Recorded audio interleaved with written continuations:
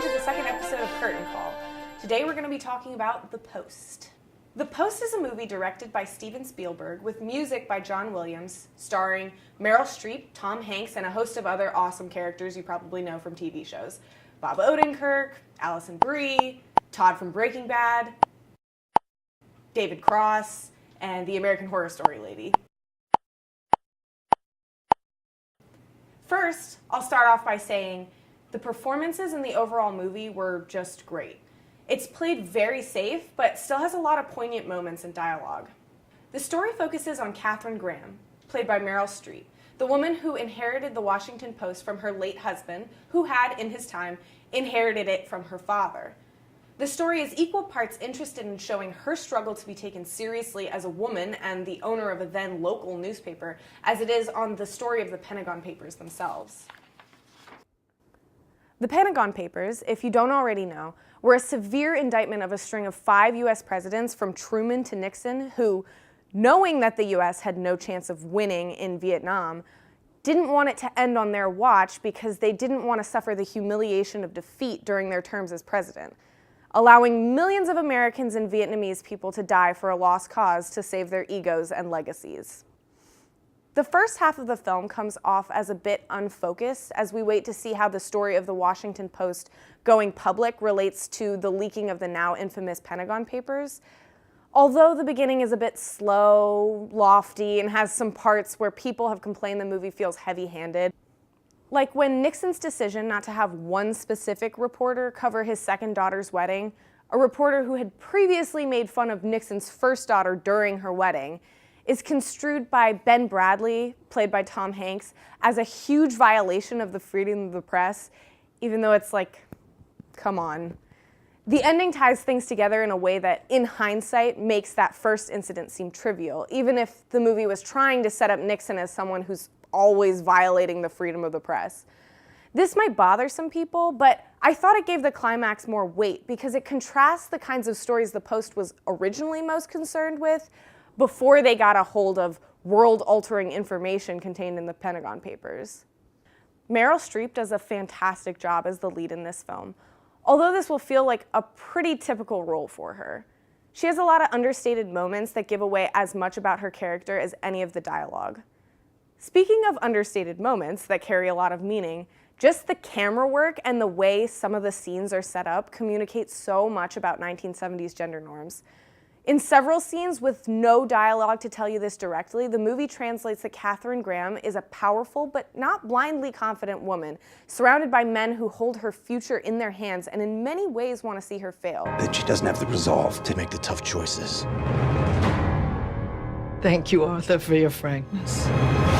She's intelligent, has done more than her fair share of research, and knows what's best for her company, but isn't 100% sure of herself when communicating with these men, and is often made to feel like an outsider.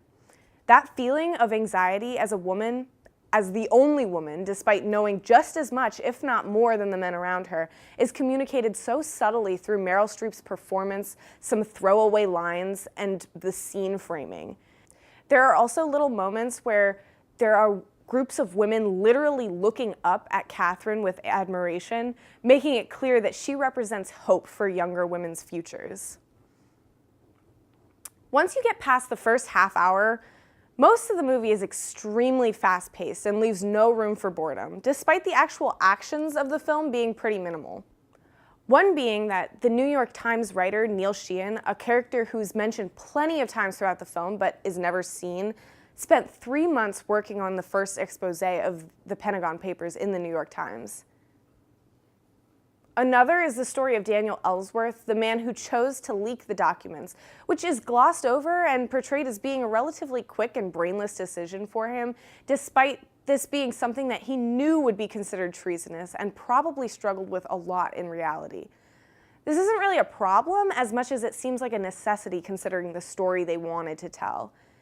It's just interesting to think about the fact that this movie could have easily focused on any of the other fascinating stories that related to the Pentagon Papers, but chose this story, I'm guessing, for its particular relevance to today's hot topics like women's treatment in the workplace and the importance of a free press, and how a woman played a significant role in shaping the future of both. All the supporting actors are fantastic, even with the minimal screen time each is given. I would say Bob Odenkirk's performance stood out the most, but I was also really impressed with Sarah Paulson. Tom Hanks was lovable as always, and yet his character wasn't perfect. Neither was anyone else's for that matter. The characters show equal pull between getting the best scoop and proving themselves to be a real newspaper as they do in getting valuable information to the public, which makes it seem all the more realistic. The fact that these characters aren't presented as solely caring about the truth coming out and doing right by the public gave the movie more depth. Each of the main characters have moments where they have to question their choices and where they realize that there are good and bad reasons to go through with publishing something so sensitive, and their motives aren't always so pure. Another cool thing I want to mention that this movie does is show how time-consuming and complicated putting out a newspaper was at the time, and exposes what we tend to take for granted these days, like the entire production process and the tedious copying and typewriting and fact-checking they had to go through before the ease of computers and the internet.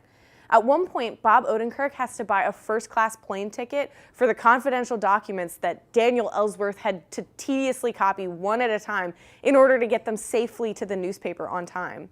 This also reveals the amount of teamwork that had to go into the entire process. Although there were many individuals who did brave things to make sure people got the truth, there's no one hero of the story. As I mentioned, this movie has a lot of different focuses and a lot of different themes that it wants to give equal weight to. There's freedom of the press, the empowerment of women, the shadiness and vindictiveness of the Nixon administration, the Post struggling to be taken seriously, the Post wanting to go public, newspapers getting out of bed with politicians, the bravery of citizens who believe the public deserves to know the truth despite legal threat. But these all come together surprisingly cohesively at the end of the film. All in all, I was impressed with this film and was surprised to find out it was a rush job on the part of Steven Spielberg, who had just finished directing Ready Player One. Although I do see what people mean by Oscar baity, that really shouldn't matter if it's still a good movie. It feels very relevant to today for many reasons.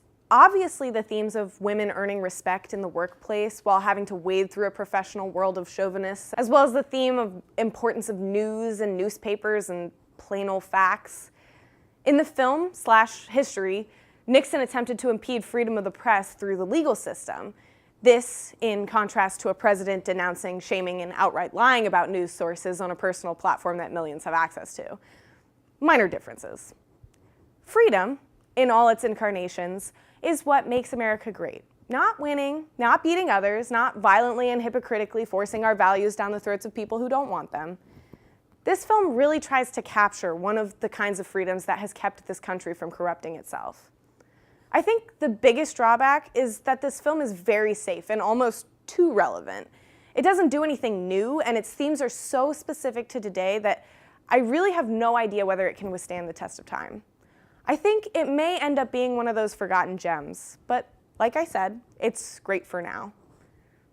Thanks for watching, and stay tuned for the next episode of Curtain Call.